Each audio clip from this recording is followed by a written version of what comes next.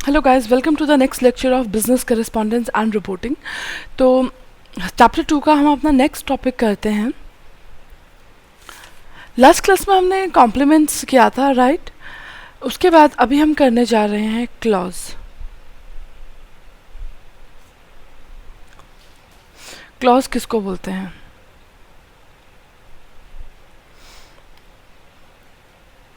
Clause क्या होते हैं? कुछ वर्ड्स, ग्रुप ऑफ वर्ड्स, जैसे कि सेंटेंस होता है, राइट? सेंटेंस में क्या होता है? ग्रुप ऑफ वर्ड्स, ठीक है। तो क्लॉज भी क्या है? ग्रुप ऑफ वर्ड्स है।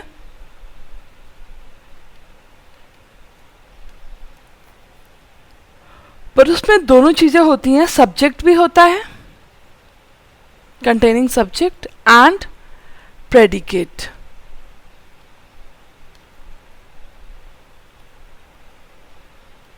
ओके,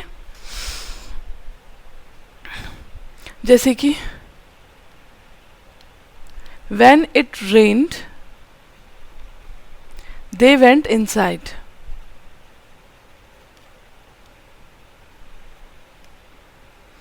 ठीक है, when it rained they went inside। तो यहाँ पे देखिए ग्रुप ऑफ वर्ड्स हैं, ये when है, it है, rained है, फिर they है, went है, inside है, ठीक है। तो ये ग्रुप ऑफ वर्ड्स हैं। यहाँ पे सब्जेक्ट भी है, किसके बारे में बात की जा रही है, प्रेडिकेट क्या बात की जा रही है वो भी है, राइट? तो सब कुछ अवेलेबल है इस सेंटेंस में, राइट? तो ये क्या कहलाएगा? आपका क्लॉज कहलाएगा। ओके, क्लॉज की एक खासियत है कि क्लॉज कैन मेक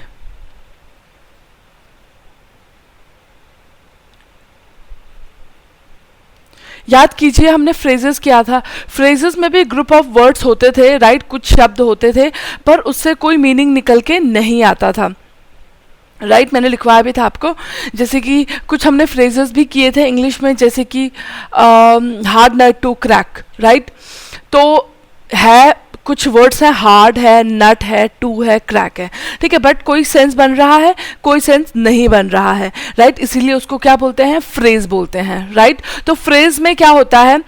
हो सकता है सब्जेक्ट मिसिंग हो, या हो सकता है प्रेडिकेट मिसिंग हो, कुछ भी मिसिंग हो सकता है, इसीलिए तो वो कंप्लीट सेंस नहीं बनता उसका, राइट? बट जबकि क्लॉज में क्या होता है? क्लॉज में सब्जेक्ट भी प्रेजेंट होता है और प्रेडिकेट भी प्रेजेंट होता है, और सब पूरा मिला के पढ़ेंगे तो आपको पढ़ के लग रहा होगा, उस लाइन को पढ़ेंगे तो लगेगा कि it is giving us complete message, right? तो this is the difference between phrase and clause. तो clause can make complete sense on its own,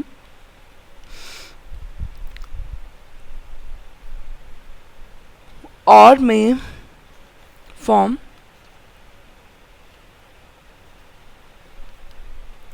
a part of sentence। जैसे कि इसका एक एग्जांपल लिखवाती हूँ। एक कुछ मैंने ग्रुप ऑफ वर्ड्स लिखे, आई लाइक और हॉरर फिल्म्स, ठीक है। तो सब्जेक्ट है आई, आई के बारे में बात हो रही है। लाइक अ हॉरर फिल्म्स, ये क्या हो गया? प्रेडिकेट हो गया, ठीक है। तो सब्जेक्ट भी प्रेजेंट है, प्रेडिकेट भी प्रेजेंट है, राइट? तो इसका मतलब ये पूरा सब कुछ अवेलेबल है। तो जब हम इस चीज को पढ़ेंगे, I like a horror films, तो उससे क्या हो रहा है? पूरा मीनिंग समझ आ रहा है सामने वाले पर्सन को कि आपको क्या पसंद है, हॉरर फिल्म्स पसंद है। ओके, अगर ऐसे लिख दिया जाए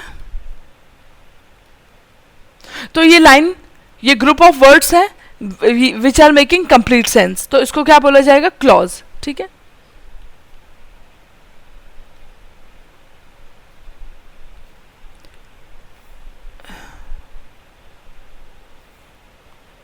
As group of words are making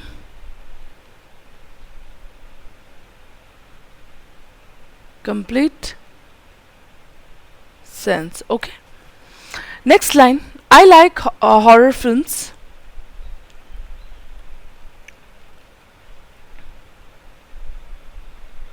which are based on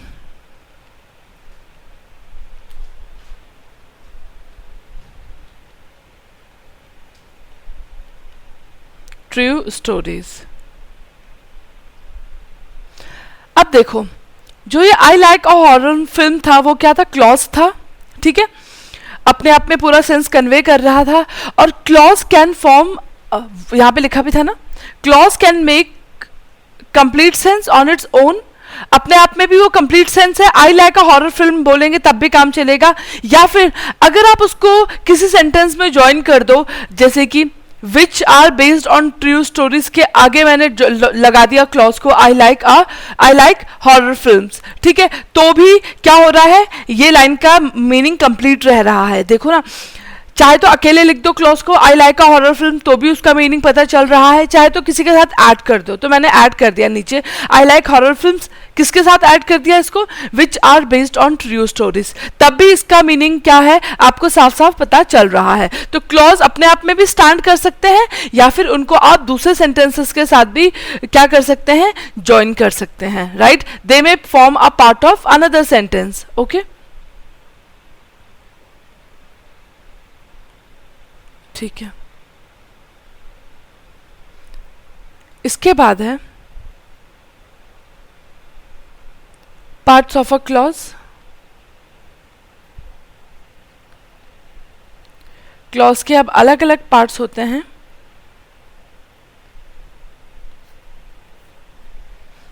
clause में हमने एक खासियत पढ़ी कि क्लॉज में क्या होता है? सब्जेक्ट भी होता है, प्रेडिकेट भी होता है। ओके, क्लॉज में सब्जेक्ट भी होता है, प्रेडिकेट भी होता है। तो एक होता है आपका मेन क्लॉज, या इसको हम बोल सकते हैं इंडिपेंडेंट क्लॉज।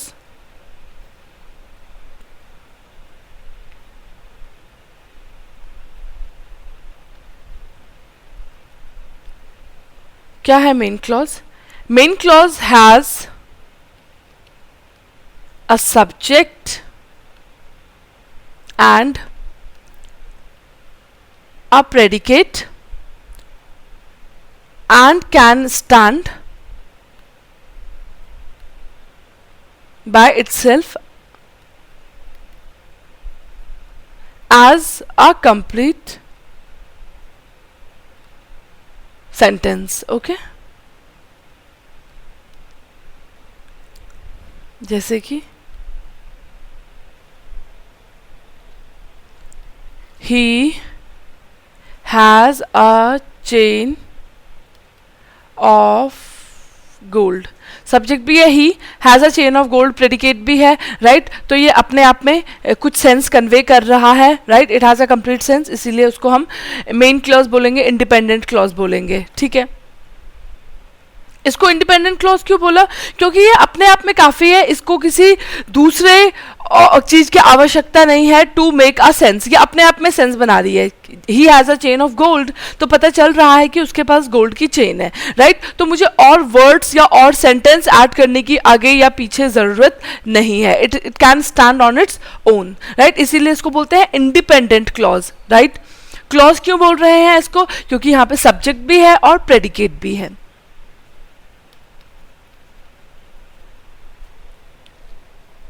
ठीक है, इसके बाद है आपका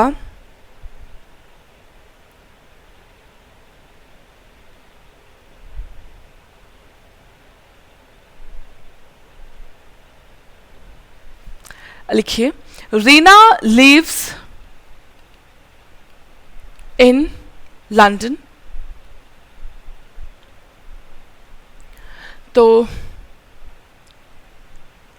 सब्जेक्ट भी है रीना, लीव क्या हो जाएगा? वर्ब, ठीक है।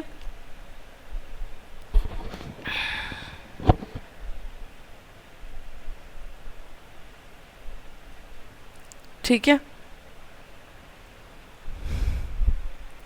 इन लंदन ये क्या हो जाएगा? प्रेडिकेट, ठीक।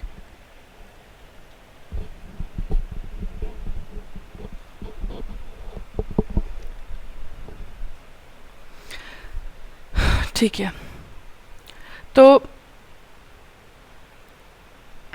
सब्जेक्ट तो आपको पता है, सब्जेक्ट क्या होता है जिसके बारे में बात की जा रही है। प्रेडिकेट में अगर आपको कंफ्यूजन है तो लिख लीजिए इसमें, प्रेडिकेट हम किसको बोलते हैं?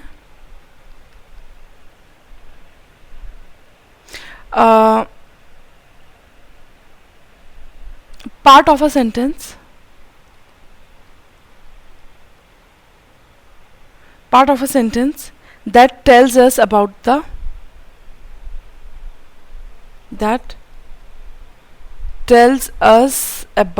the subject. ओके, ठीक है, तो सब्जेक्ट यहां पे है ही, ठीक है, हैज हो गया verb, has a chain of gold, तो ही के पास क्या है? Chain of gold. तो प्रेडिकेट क्या कहलाएगा यहाँ पे? Chain of gold. प्रेडिकेट वो वाला पार्ट होता है जो किसके बारे में बताता है? सब्जेक्ट के बारे में बताता है। तो अगर सब्जेक्ट भी प्रेजेंट हो और उसके बारे में बात जो आनी है वो भी प्रेजेंट हो, तो अपने आप में क्या बन जाता है? ये लाइन कंप्लीट सेंस कन्वे करती है। अगर यहाँ पे सिर्फ होता ही हैज, तो फिर क्या ही हैज? ही के बारे में तो कुछ पता चल ही नहीं पा रहा है, इसका मतलब प्रेडिकेट इज मिसिंग, ठीक है, तो फिर उस लाइन का कंप्लीट सेंस नहीं बनता, ठीक है। यहां पे भी Reena lives in London, Reena subject है, सब्जेक्ट के बारे में क्या बात बताई जा रही है कि लिव्स इन लंदन, ठीक है, तो वो लंदन में रहती है, तब जाके इस लाइन का कंप्लीट सेंस बन रहा है। तो सब्जेक्ट का प्रेडिकेट प्रेजेंट है, प्रेडिकेट मतलब सब्जेक्ट के बारे में इंफॉर्मेशन प्रेजेंट है, प्रेडिकेट इज प्रेजेंट, तभी जाके इस लाइन का क्या बन रहा है? कंप्लीट सेंस बन रहा है। अगर सिर्फ सब्जेक्ट ही होता है यहाँ पे रीना, तो फिर सिर्फ रीना का मतलब क्या है? कुछ भी नहीं, राइट। तो ये क्या हो जाता है? फिर इनकम्प्लीट हो जाता है, राइट। तो यहाँ पे सब्जेक्ट भी प्रेजेंट है और प्रेडिकेट भी प्रेजेंट है, राइट। तो सब्जेक्ट और प्रेडिकेट को जब आप मिला के पढ़ रहे हैं तो it is giving us some information, right. तो इसीलिए उसको बोलेंगे हम इंडिपेंडेंट क्लॉज या मेन क्लॉज, ठीक। इसके बाद है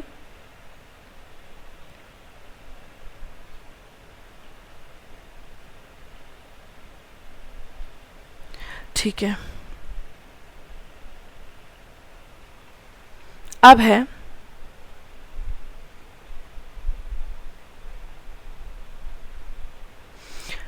आपका सेकंड अगला क्लॉज। एक तो था इंडिपेंडेंट क्लॉज,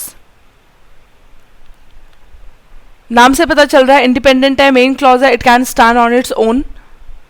अपने आप उन ग्रुप ऑफ वर्ड्स को मिला के पढ़ेंगे, जैसे कि ही has a chain of gold, तो अपने आप में ही क्या पता चल रहा है? कुछ कंप्लीट मीनिंग पता चल रहा है।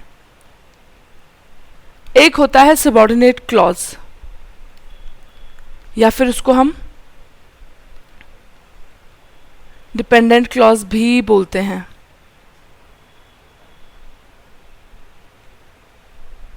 ये कौन सी क्लॉज है?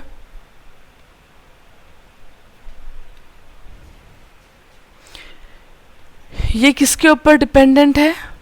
मेन क्लॉज के ऊपर, ठीक। अब क्योंकि क्लॉज है तो एक चीज तो जाहिर सी बात है, क्लॉज हमने पढ़ा था, क्लॉज होता क्या है? वो होता है जहां पे सब्जेक्ट भी प्रेजेंट होता है और प्रेडिकेट भी प्रेजेंट होता है। It also consist of subject and predicate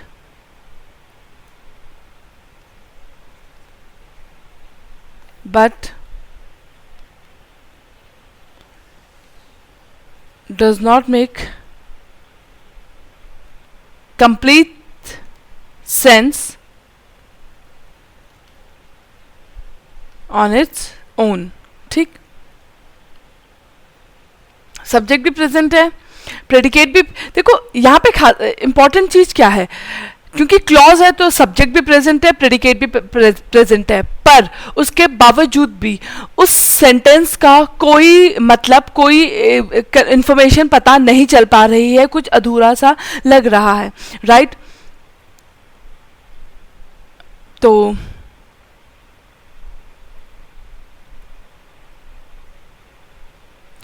it can not form a sentence on its own, क्योंकि सेंटेंस वही चीज बनती है जिस लाइन का कुछ मतलब समझ आ रहा है, जो लाइन कुछ चीज कन्वे कर रही है, उसको हम सेंटेंस बोलेंगे, विच हैज अ मीनिंग। कुछ ग्रुप ऑफ वर्ड्स लिखे हुए हैं पर उनका कुछ मीनिंग नहीं है, तो उसको हम सेंटेंस नहीं बोल सकते, राइट। तो सबऑर्डिनेट क्लॉज अपने आप में कोई सेंटेंस, कोई मीनिंग कन्वे नहीं करती है, राइट। बट हम क्या करते हैं,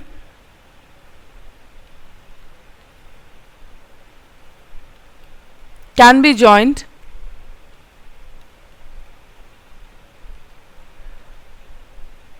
to a main clause to form a sentence। तो उनको क्या करना पड़ता है, मेन क्लॉज के साथ जोड़ना पड़ता है ताकि वो एक सेंटेंस फॉर्म कर पाए, ताकि वो कंप्लीट इंफॉर्मेशन कन्वे कर पाए। ओके, तो एक एग्जांपल है, he has a chain, he has a chain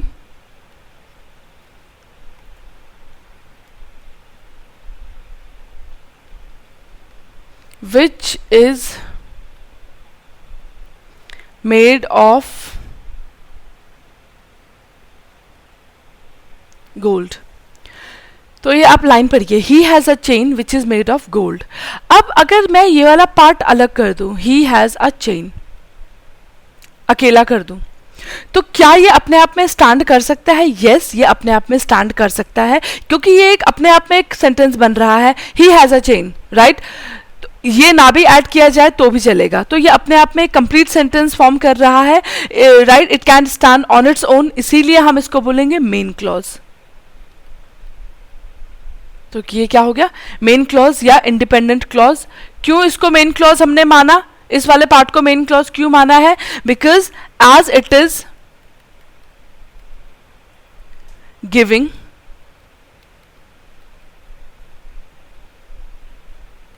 complete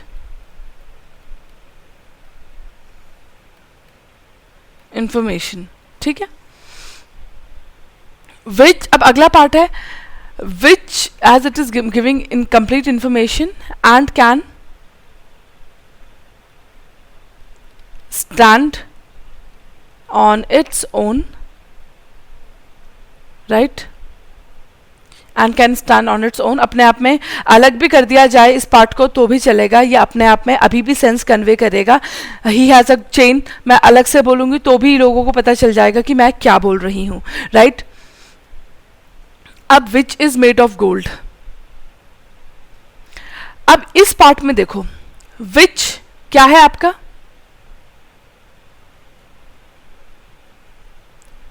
subject है, विच के बारे में बात हो रही है।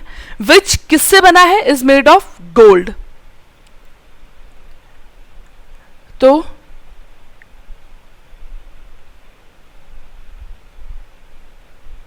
मेड ऑफ गोल्ड, इसका मतलब प्रेडिकेट भी पता, प्रेडिकेट भी प्रेजेंट है, right. Which is made of gold, right. तो बात हो रही है विच के बारे में, राइट। अब क्या बात हो रही है विच के बारे में, कि it is made of gold. तो सब्जेक्ट भी प्रेजेंट है, प्रेडिकेट भी प्रेजेंट है,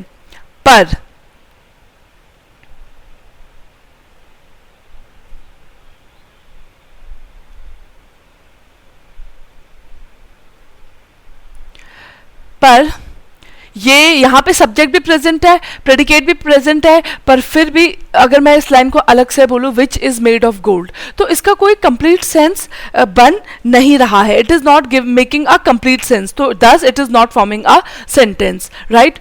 तो ये क्या कहलाएगा,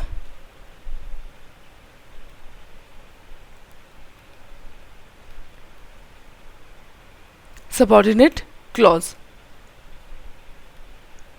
एज इट इज, ये किसके ऊपर डिपेंडेंट है, मेन क्लॉज के ऊपर। अगर हम इस लाइन को विच इज मेड ऑफ गोल्ड को अकेले पढ़े, इसका कोई सेंस नहीं है। हाँ, इसको अगर इसके साथ मिला दे, मेन क्लॉज के साथ, ही has a chain which is made of gold, तब जाके ये क्या देगा, कुछ सेंस देगा। ये सबऑर्डिनेट क्लॉज तभी सेंस देगा when it is added to main clause, right. As it is dependent on main clause,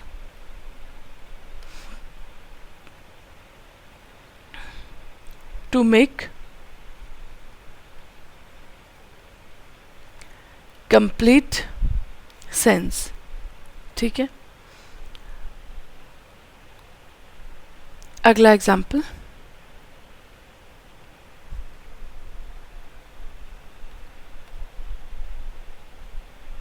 this is the place where the accident happened.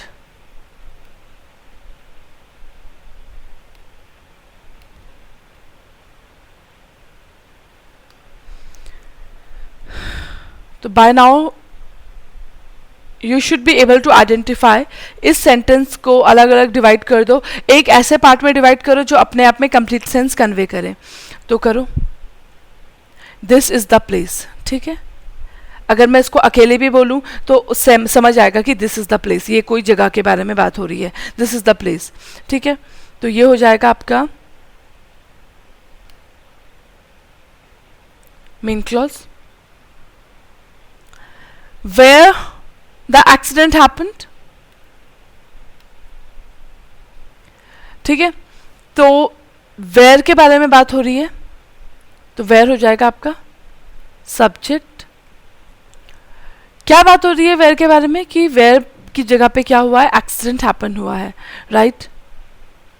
तो इसका मतलब प्रेडिकेट भी प्रेजेंट है वहां पे, तो सब्जेक्ट भी प्रेजेंट है, प्रेडिकेट भी प्रेजेंट है, तो ये तो हो तो गया क्लॉज, राइट। क्योंकि क्लॉज में क्या फीचर होता है, क्लॉज में सब्जेक्ट भी प्रेजेंट होता है, प्रेडिकेट भी प्रेजेंट होता है, पर ये सब्जेक्ट और प्रेडिकेट प्रेजेंट होने के बावजूद ये कोई कंप्लीट सेंस नहीं दे रहा है। It is not giving us complete information, it seems that something is missing, right.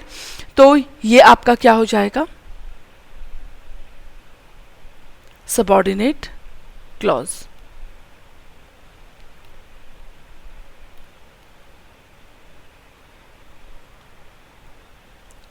ठीक है, तो now next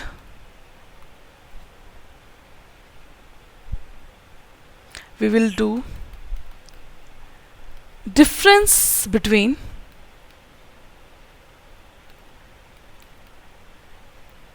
phrase and a clause।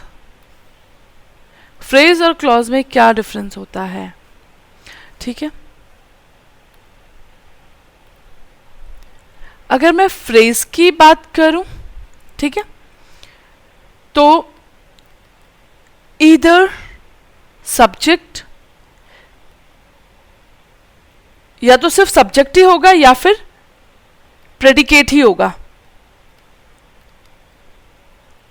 ठीक है, तो कंप्लीट तभी या तो सिर्फ सब्जेक्ट ही प्रेजेंट होगा या प्रेडिकेट ही प्रेजेंट होगा। तो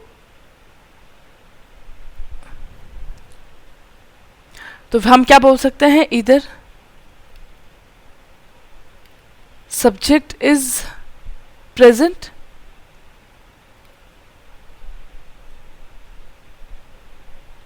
और only predicate is present.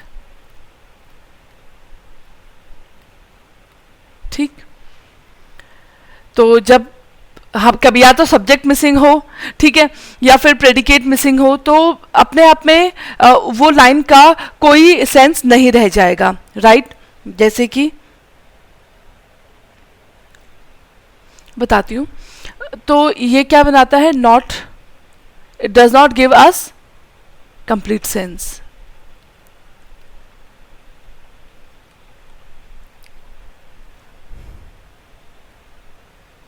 Example,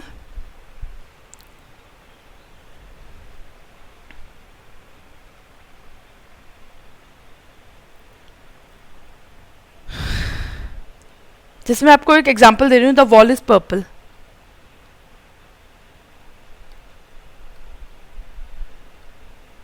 ठीक है, द वॉल इज पर्पल। तो यहां पे लिंकिंग वर्ब क्या है इस लाइन में, is, right. Linking verb is. ठीक है, अब किसके बारे में बात हो रही है यहाँ पे? वॉल के बारे में बात हो रही है। तो वॉल हो गया सब्जेक्ट, जिसके बारे में बात होती है वो होता है सब्जेक्ट। क्या बात हो रही है कि वॉल इज क्या? पर्पल। तो सब्जेक्ट के बारे में जो चीज बोली जा रही है, जो बात की जा रही है, उसको हम क्या बोलते हैं? प्रेडिकेट। ठीक। तो इफ अगर ऐसा हो,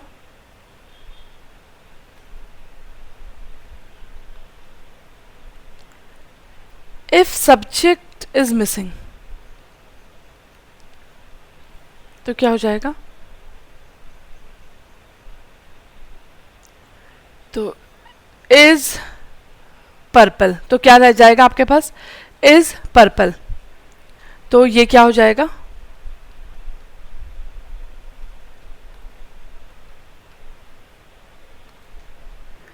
तो क्या हो जाएगा? It is phrase as subject is missing. और अगर प्रेडिकेट मिसिंग हो जाए,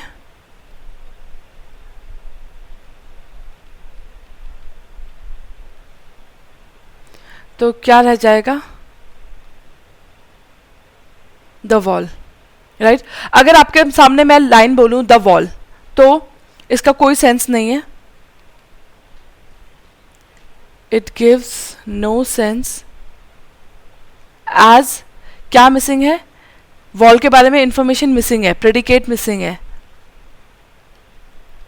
missing. Therefore it is considered, इसको क्या माना जाएगा? फ्रेज। ठीक है। तो हमने देखा फ्रेज में क्या होता है, जो आपके पास लाइन दी होगी उसमें या तो सब्जेक्ट मिसिंग होगा, या फिर जो आपके पास लाइन दी है उस पर क्या मिसिंग होगा? प्रेडिकेट मिसिंग होगा। राइट। तो कुछ ना कुछ अगर सेंटेंस का पार्ट मिसिंग है तो it will not give you complete sense. Right. तो उनको हम क्या बोलते हैं? Phrase. Okay. Something is always missing, या तो सब्जेक्ट मिसिंग होगा या प्रेडिकेट मिसिंग होगा। Now talking about this clause. Clause में क्या होता है? Both subject and predicate are always present in a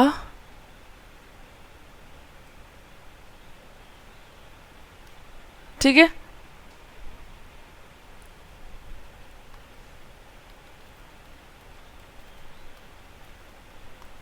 both subject and predicate are always present. They are capable of making complete sense. Okay.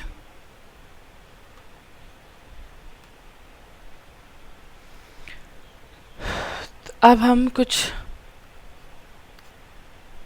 Example. He is sleeping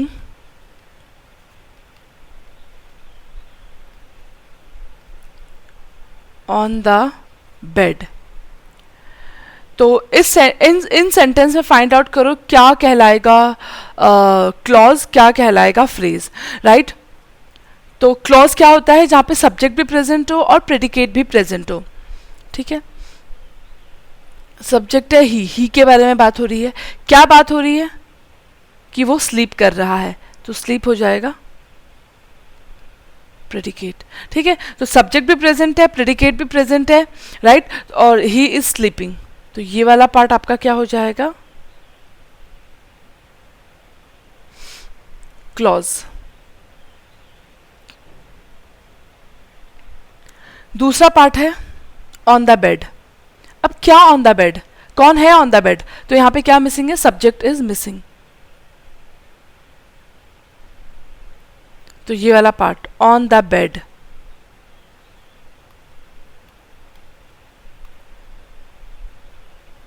ठीक है, ये वाला part will be what? Phrase.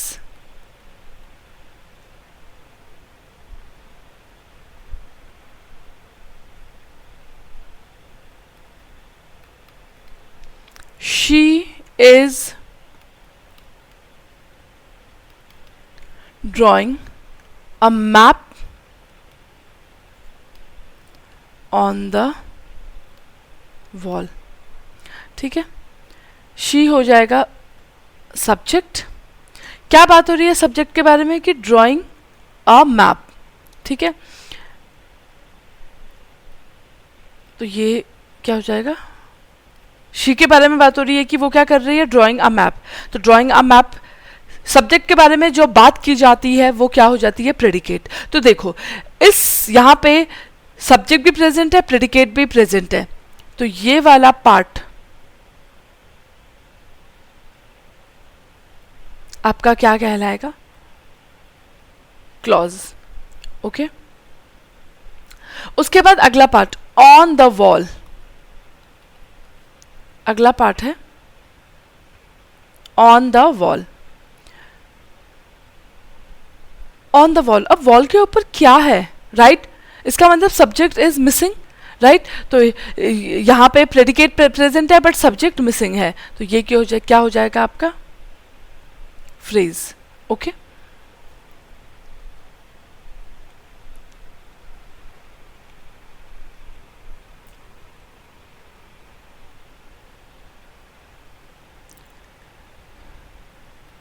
तो यहां पे know subject. ठीक,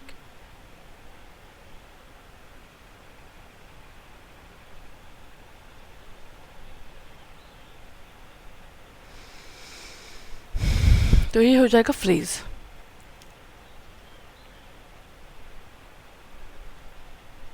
next, she is waiting eight the door.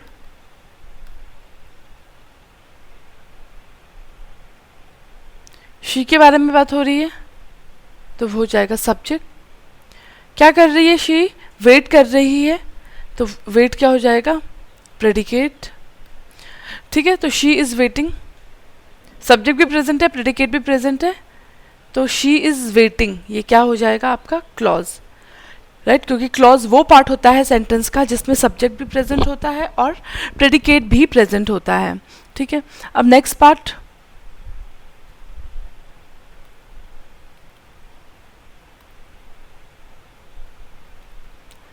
Eight the door. ठीक है, तो ये पार्ट आपका क्या हो जाएगा, फ्रेज हो जाएगा। ठीक है, ये पार्ट आपका क्या हो जाएगा, फ्रेज। क्योंकि एट द डोर, क्या है एट द डोर, इसका मतलब सब जिस चीज के बारे में बात की जा रही है सब्जेक्ट क्या है यहाँ पे, मिसिंग है, राइट। ऐसा होता है ना, Sheela is at the door. ठीक है, तो शीला फिर क्या हो जाता है, सब्जेक्ट। ठीक है, क्योंकि शीला के बारे में बात की जा रही है। अब यहाँ पे सिर्फ लिखा है एट द डोर, तो इसका मतलब क्या है, कुछ ना कुछ मिसिंग है, तो ये वाला पार्ट क्या कहलाएगा, फ्रेज कहलाएगा। As it is,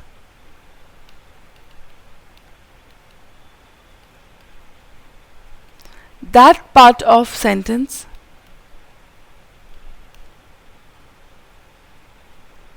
where, sorry, which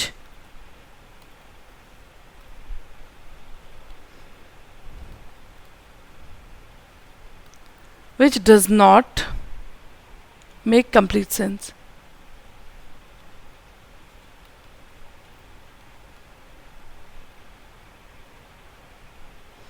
ठीक है, तो हमने देखा क्लॉज में सब्जेक्ट भी प्रेजेंट होता है, प्रेडिकेट भी प्रेजेंट होता है। ठीक है, तो सब्जेक्ट भी प्रेजेंट है, प्रेडिकेट भी प्रेजेंट है, तो generally it gives a full sense. But कभी कभार क्लॉज ऐसे भी होते हैं कि सब्जेक्ट और प्रेडिकेट दोनों प्रेजेंट होते हैं बट फिर भी वो कोई सेंस नहीं बना पाते, they do not give us complete information. तो उन ऐसे में उन क्लॉजेस को क्या बोल दिया जाता है, क्या, डिपेंडेंट क्लॉज। ठीक है, क्या बोला जाता है, डिपेंडेंट क्लॉज। तो आप बोलोगे मैम अगर सेंस नहीं बना रहे हैं तो फ्रेज भी तो बोल सकते हैं, पर उन्हें फ्रेज भी नहीं बोला जा सकता। क्यों, क्योंकि फ्रेज में क्या होता है, कुछ ना कुछ मिसिंग होता है ना, या तो सब्जेक्ट मिसिंग होता है या प्रेडिकेट मिसिंग होता है। पर क्लॉज में हमेशा दोनों चीजें प्रेजेंट होती है, सब्जेक्ट भी प्रेजेंट होता है, प्रेडिकेट भी प्रेजेंट होता है। ठीक है, क्लॉज की एक खासियत है, क्या, सब्जेक्ट भी प्रेजेंट होता है, प्रेडिकेट भी प्रेजेंट होता है। ठीक, तो जब जब सब्जेक्ट भी प्रेजेंट हो, प्रेडिकेट भी प्रेजेंट हो, तो दो कैटेगरी हो जाएगी। अगर it is giving us, it is making a complete sense, ठीक है, सब्जेक्ट और प्रेडिकेट दोनों मिला के if they are giving complete sense, तो उसको क्या बोला जाता है, मेन क्लॉज, या फिर इंडिपेंडेंट, उसको किसी चीज की आवश्यकता नहीं है, किसी और लाइन की आवश्यकता नहीं है टू राइट। और कभी कभार क्या होता है, सब्जेक्ट और प्रेडिकेट दोनों प्रेजेंट होता है, बट दोनों प्रेजेंट होने के बावजूद भी it is not giving complete sense, तो ये क्या हो जाती है आपका सबऑर्डिनेट या डिपेंडेंट क्लॉज, राइट। तो ये हो जाता है आपका सबऑर्डिनेट या फिर डिपेंडेंट क्लॉज, ठीक है। तो इस सबऑर्डिनेट क्लॉज अपने आप में कोई सेंस नहीं बनाता है, उनको मेन क्लॉज के साथ ऐड करना पड़ता है, ठीक है। तो ये तो बात हो गई क्लॉजेस की। फ्रेज,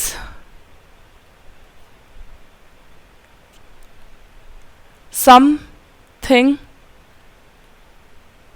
is always missing,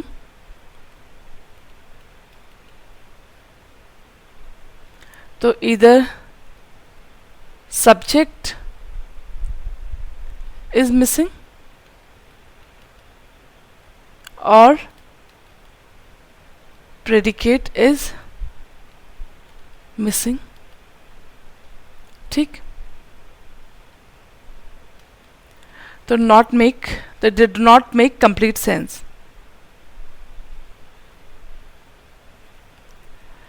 तो आप बोलोगे मैम जब कंप्लीट सेंस नहीं बना रहे हैं तो ये यहाँ पे भी कंप्लीट सेंस नहीं बन रहा है, यहाँ पे भी कंप्लीट सेंस नहीं बन रहा है, तो क्या फर्क है।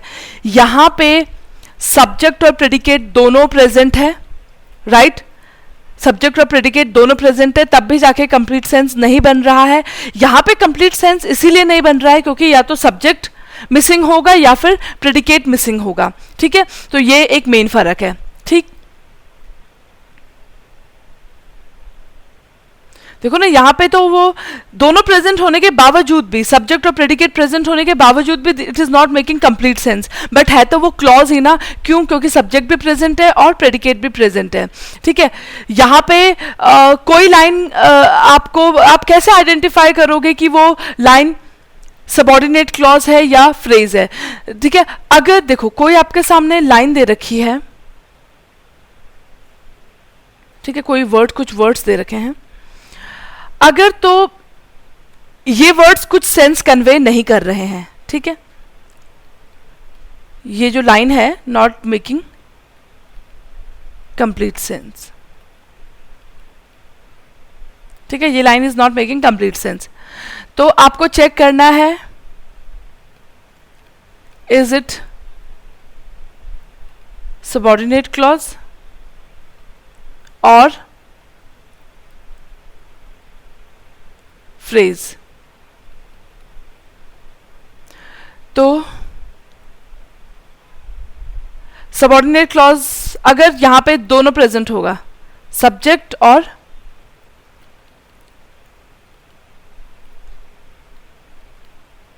अगर सब्जेक्ट भी प्रेजेंट है, प्रेडिकेट भी प्रेजेंट है, इज देयर, तो फिर इट इज क्लॉज,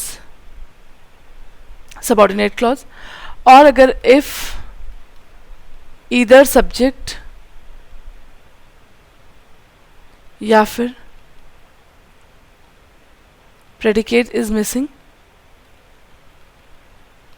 तो इट इज फ्रेज, ठीक। सबऑर्डिनेट क्लॉज भी कोई सेंस नहीं बनाता अपने आप में, फ्रेज भी अपने आप में कोई सेंस नहीं बनाता, तो कैसे आइडेंटिफाई करेंगे, कोई लाइन आप पढ़ रहे हो उसका कोई सेंस नजर नहीं आ रहा है, तो कैसे आइडेंटिफाई करोगे कि वो फ्रेज है या सबऑर्डिनेट क्लॉज है, राइट। तो आप चेक करोगे कि अगर तो सब्जेक्ट और प्रेडिकेट दोनों प्रेजेंट है उस लाइन में, तो वो क्या हो जाएगी, सबऑर्डिनेट क्लॉज, राइट। और अगर आपको लग रहा है कि कुछ मिसिंग है, सब्जेक्ट मिसिंग है या फिर प्रेडिकेट मिसिंग है, राइट, तो अगर कोई मिसिंग वाली इंफॉर्मेशन है तो वो फिर क्या हो जाएगा, it will be considered what, phrase. इसके बाद आप आ जाओ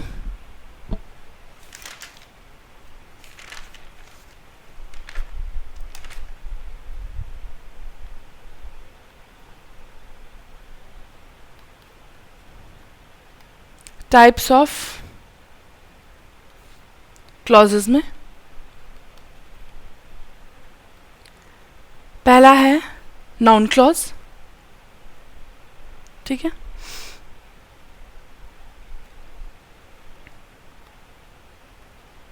नाउन क्लॉज क्या होता है? Clause that plays the role of a noun, ठीक। Lots of noun clauses start with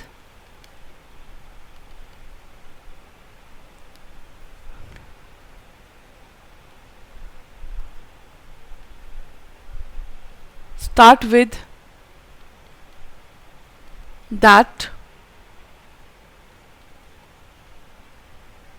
how और WH वर्ड्स। तो WH वाले वर्ड्स क्या हो गए?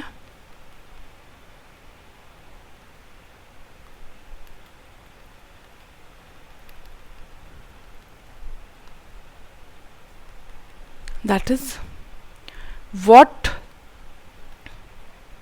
who, which, when, where, why, ठीक है। तो नाउन क्लॉज क्या होता है, एक एग्जाम्पल के थ्रू समझेंगे। I know that the story is true। तो पहले तो फाइंड आउट कर लो यहाँ पे क्लॉज क्या है। तो आई नो अपने आप में एक कंप्लीट इंफॉर्मेशन कन्वे कर रहा है, तो ये हो जाएगा मेन क्लॉज।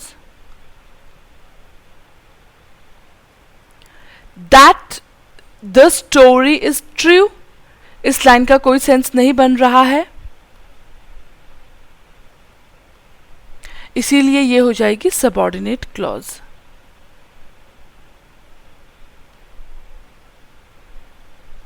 ठीक है।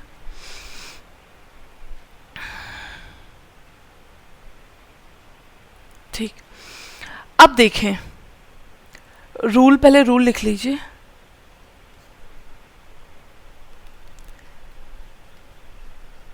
सेग्रीगेट करें आप सेंटेंस को। जब भी आपके पास अगर नाउन क्लॉज फाइंड आउट करने के लिए आता है तो क्या तरीका है, सेग्रीगेट करें सेंटेंस को पहले into main clause and subordinate clause, okay।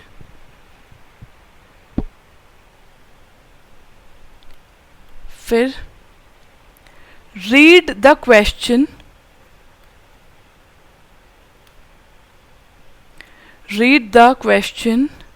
Question पढ़ें and ask और पूछिए what। और अगर आपको व्हाट का जवाब मिल रहा है इसका मतलब नाउन क्लॉज इज प्रेजेंट। तो जो भी व्हाट का जवाब होगा वो क्या कहलाएगा, नाउन क्लॉज कहलाएगा। And if answer to what is subordinate clause,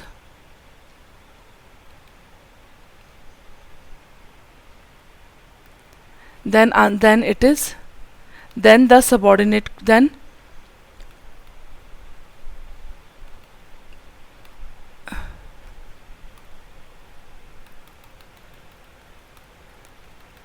it is noun clause.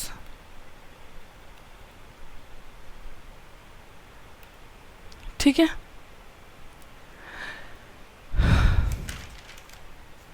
तो देखें आपके पास सेंटेंस दिया है, I know that the story is true. तो पहले आपने सेग्रीगेट कर लिया इस सेंटेंस का कौन सा पार्ट मेन क्लॉज कहलाया जाए, कौन सा सबऑर्डिनेट कहलाया जाए। तो मैंने डिवाइड कर दिया, आई नो अपने आप में कंप्लीट सेंस दे रहा है, तो ये हो जाएगा मेन क्लॉज।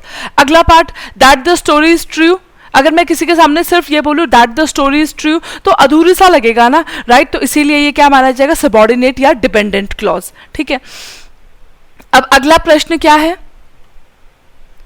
आपको क्या करना है, क्वेश्चन से पूछना है what.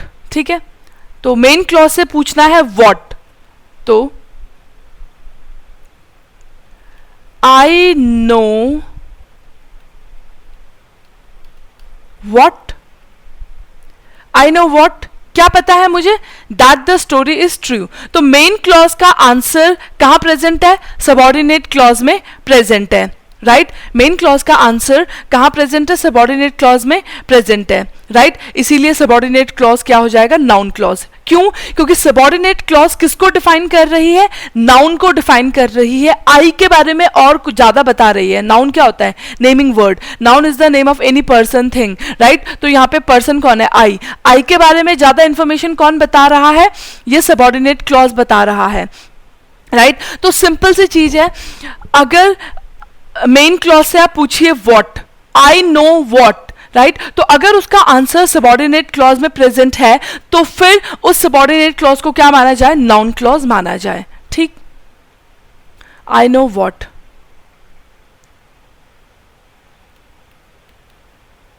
That the story is true and this is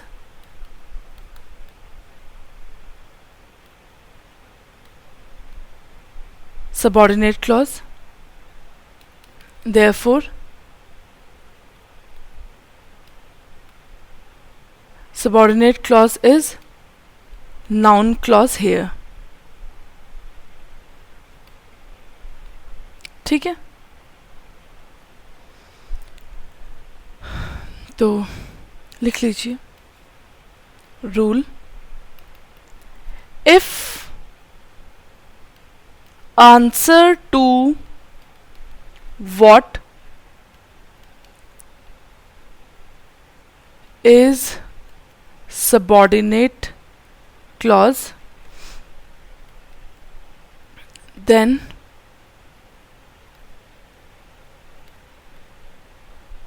subordinate clause is your noun clause। ठीक, तो हम देख रहे हैं क्लॉज परफॉर्मिंग, तो देखिए सबऑर्डिनेट क्लॉज आंसर तो है ये मेन क्लॉज का, साथ ही साथ वो सबऑर्डिनेट क्लॉज किसको डिफाइन कर रही है, नाउन को डिफाइन कर रही है। देखो ना, I know what is true, तो आई के बारे में कहां पता चल रहा है ज्यादा, सबऑर्डिनेट क्लॉज में पता चल रहा है कि आई को पता है कि व्हाट इज ट्रू। तो जो सबऑर्डिनेट क्लॉज है वो किसके बारे में ज्यादा इंफॉर्मेशन दे रही है, नाउन के बारे में ज्यादा इंफॉर्मेशन दे रही है। तो clause performing the role of noun in a sentence is noun clause। Example, एक और सेंटेंस दे रही हूं, I don't remember when he left। तो सब आपको फाइंड आउट करना है नाउन क्लॉज कौन सा है। तो सबसे पहले तो सेंटेंस को सेग्रीगेट कर लें, मेन क्लॉज कौन सा है, सबऑर्डिनेट कौन सा है। तो आई डोंट रिमेंबर अपने आप में अकेले स्टैंड हो सकता है, तो ये हो जाएगा आपका main clause. Where he left, sorry when he left, ये कोई सेंस कन्वे नहीं कर रहा है, तो ये हो जाएगा आपका subject clause, sorry subordinate clause,